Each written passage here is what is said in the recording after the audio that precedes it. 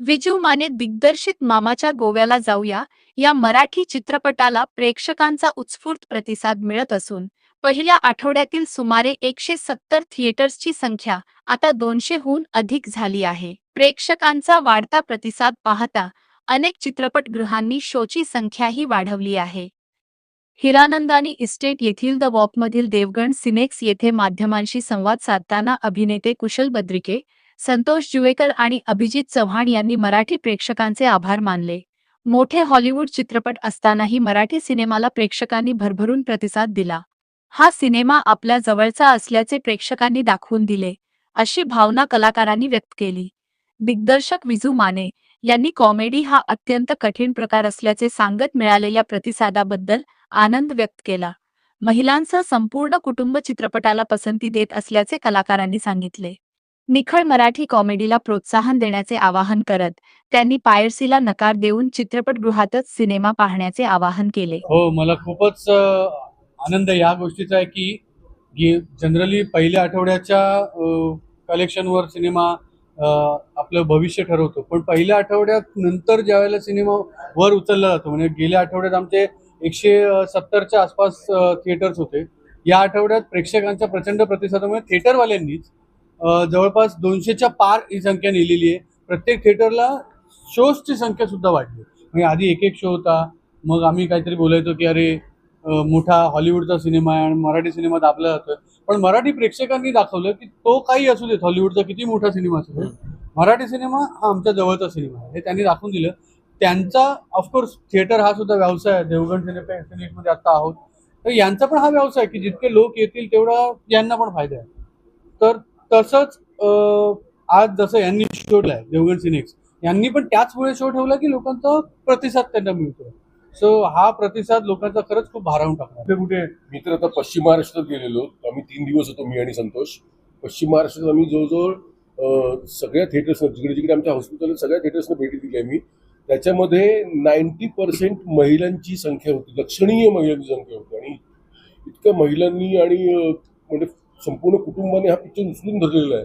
म्हणजे आता तशी आमची ही मित्रांची फ्रँचायझी आहे आणि स्ट्रगलर सालाची ही टीम आहे, पण त्यामुळे आमची इच्छा होती की जास्तीत जास्त पुरुष यावेत. पण महिलांनी हा पिक्चर, मी 3-4 वेळा थिएटरमध्ये भाषण केलं, त्याच्यात पण मी सांगितलं की आता महिलांनी हा पिक्चर उचलून धरलेला आहे, तेव्हा हा पिक्चर सुपरहिट होण्यापासून तर कोणीच रोखू शकत नाही. काय नाही, आता विजू म्हणाला त्याचप्रमाणे खरंच सांगतो, आम्ही आधी सांगत होतो की हा सहकुटुंब सहपरिवार तुम्ही घरच्यांबरोबर बघण्यासारखा सिनेमा आहे.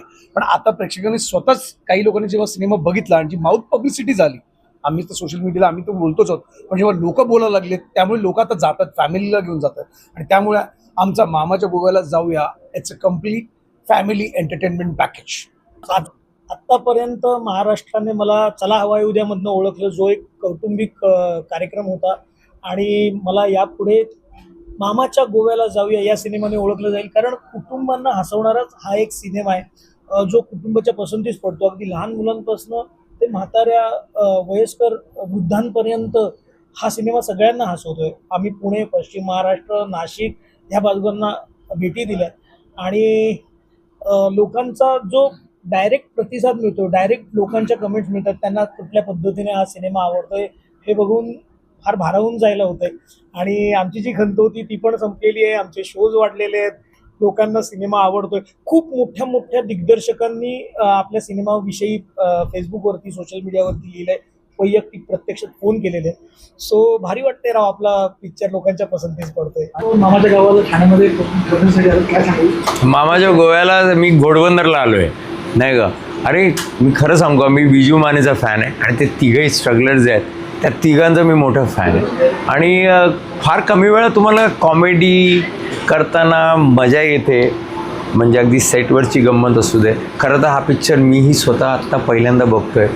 आणि मी ठाण्याला आलो आहे असा मुद्दा नाही, ठाण्यात नेहमीच सुसंस्कृत लोक असतात, जे नाटकं खूप बघतात, ती फिल्म्स खूप बघतात. आणि हे देवगण हे जे सिनेक्स आहे हे मला इतकं ग्रँड वाटतं आहे, इथे बघायला जास्त मजा येणार आहे. त्यामुळे माझं इथे येणं ही माझ्यासाठी एक असलेली पिकनिक आहे. आणि अशी फिल्म कुठे मिळते की जिथे आपण सगळे आनंद घ्यायला म्हणून जातो, म्हणून मी इथे आलेलो आहे. प्रेक्षकांना काय आव्हान कराल? आव्हान म्हणजे लगेच बघायचं आता मी जर आनंदाने इथे इथपर्यंत येऊ शकतो तर तुम्ही आपल्या आपल्या बाजूच्या चित्रपटगृहात जायला काहीच हरकत नाही.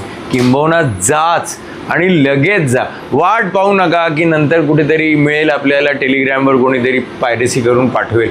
मजा नाही. शेवटी सिनेमा हॉलमध्ये सगळ्यांबरोबर हसताना जी मजा येते म्हणजे आपण आपल्या फॅमिलीत एकत्र बसत नाही.